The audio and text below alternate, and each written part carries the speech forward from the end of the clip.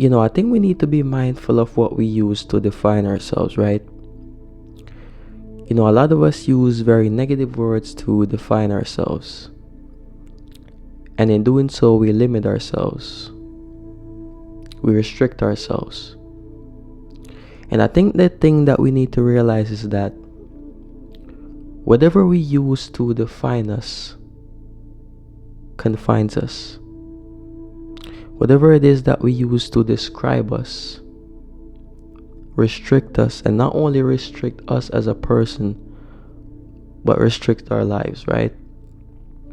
Here's the thing.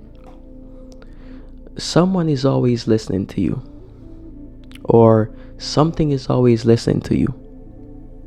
You could be isolated somewhere far away on some island that hasn't been discovered yet, and you think you're alone, and you speak to yourself negatively, and you think no one is listening, but someone is listening to you. And that thing or that someone that is listening to you is your subconscious mind. Now, your subconscious mind doesn't know what's right from wrong, and it doesn't know what's good from bad, right? The only thing that it knows is what you input into it. The only thing that is true to it is what you tell it, right? So our subconscious mind is basically more of a servant to us than anything else. But a lot of us are not mindful of what we put into our subconscious mind. And so we program our subconscious mind to be negative. We input a negative programming into it. And that programming controls most of our lives, right? And so something that was made to serve us then becomes our master that completely runs our lives, completely restricts our lives, right? It limits us. I know people, right? Personally in my life, I have people in my life who, some of them are close to me and some are not so close to me, right? And these are moral people. They do the right things, they live righteously, they go to church, they worship, they pray, they do all these things, right? And they're striving to make their lives better. And it seems as if no matter how much they strive, no matter how much they toil, their life either stays the same or it gets continuously worse. And the thing about it is, right, if you was to go into the minds of these people, you realize that the cause of this is because of how they speak to themselves, the perception that they have of themselves, the self-image, right? The words that they use to describe themselves, right? And this is what I mean when I say whatever you use to define you confines you. Whatever it is that you speak to yourself is what creates your life, because your life is created from your mind. But a lot of us are really not conscious of how we speak to ourselves. We believe that we're just using words, and these words don't have any effects at all. But these things are even more powerful than we think. The words that we use are very powerful. What's the point of you, being a good person, right? Or what's the point of you going to church every Sunday, worshiping, doing all these things, right? Trying to cultivate a relationship with God, when the relationship with yourself is tainted, right? What's the point of you, going to the world, right? And you go to the world and you blame everyone else, everything else, but you don't take the time to look at yourself. You don't take the time to reflect on how you speak to yourself, right? In the Bible, Jesus says that, life and death is in the power of the tongue. And I think a lot of us take that quote for granted. And for the most part, a lot of us, we do not speak life into our lives, right? Most of us speak death into our lives. We speak negativity into our lives. And the words that we use, they hold significant value because they restrict us. right? They restrict our lives. Some of us are wondering why we're not growing, why we're not seeing progress, why we're not improving, why we're not getting better.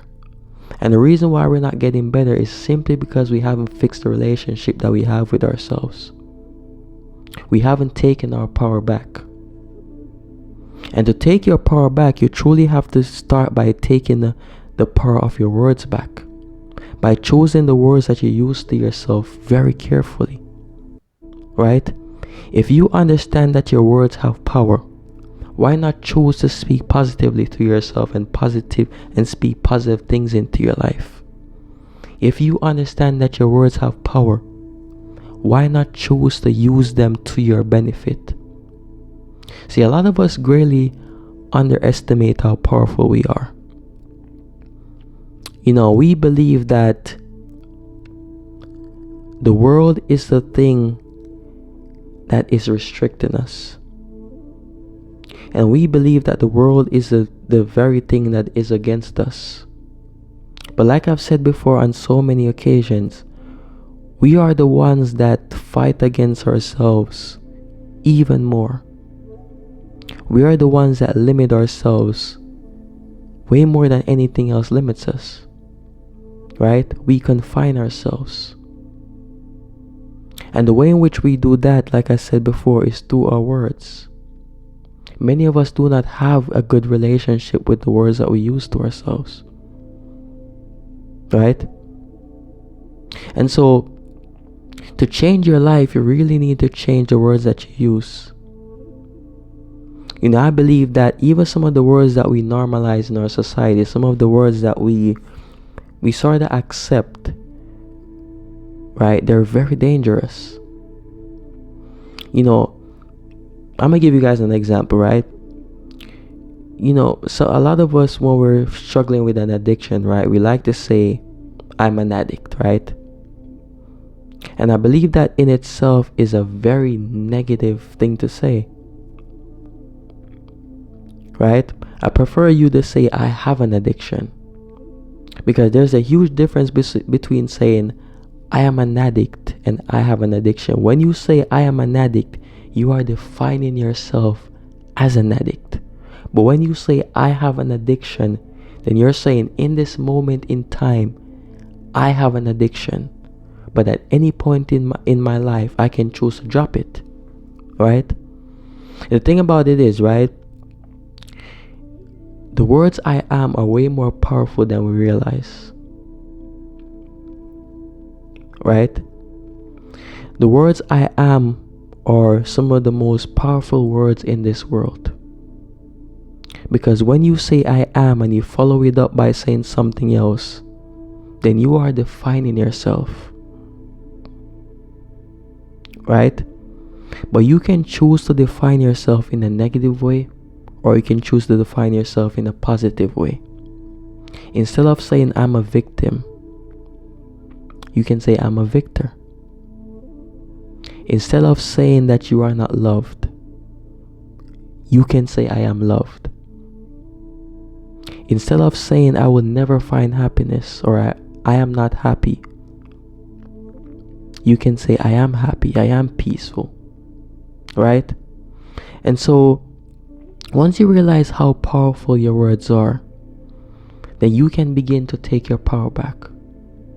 Once you begin to realize how powerful the words that you use to yourself are, then you can begin to choose your words wisely. Right? You can begin to reprogram your subconscious mind to work for you, to serve you in a positive light. Your life does not get better than your thoughts. And that's just the reality. As long as your thoughts are negative, your life will be negative. As long as your thoughts are limited, then your life will be limited. And so it starts by how you speak to yourself. Stop trying to change the world and try to fix the relationship that you have with your words. Right? Stop trying to change the world and fix how you speak to yourself. It begins with you. Your outside world is merely a reflection of whatever it is that you hold in your mind, or whatever thoughts that come to your mouth. And so once you understand that, you begin to realize that you are the creator of your own life. No one has the power to keep you down. A lot of times we blame people for how our lives turn out.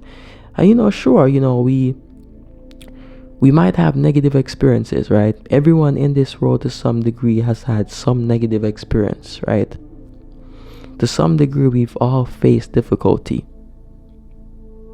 But you also have the power to choose how you perceive that difficulty, right? If you face something negative, you don't have to allow that negative experience to define you. You can take your power back. If you experience something bad, you don't have to use that experience and say you are a victim to the experience.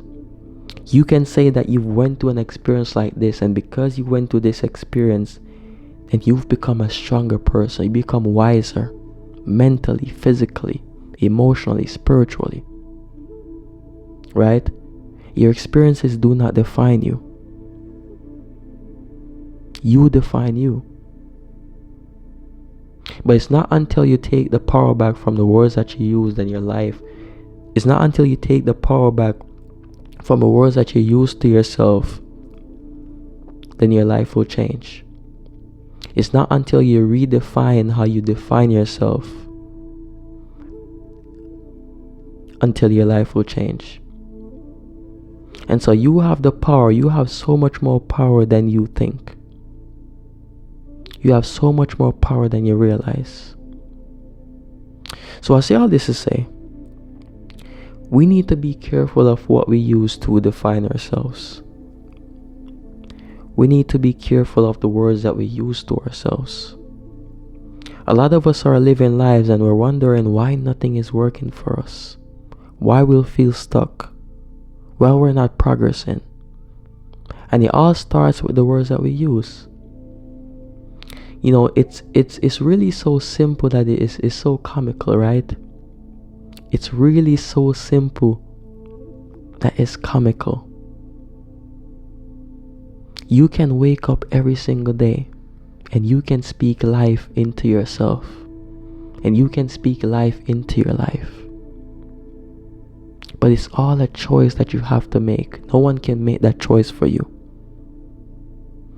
Stop speaking it to yourself so negatively. Choose your words carefully. And the more that you speak life into your life, the more that you speak life over your life and into yourself, the more your life will change.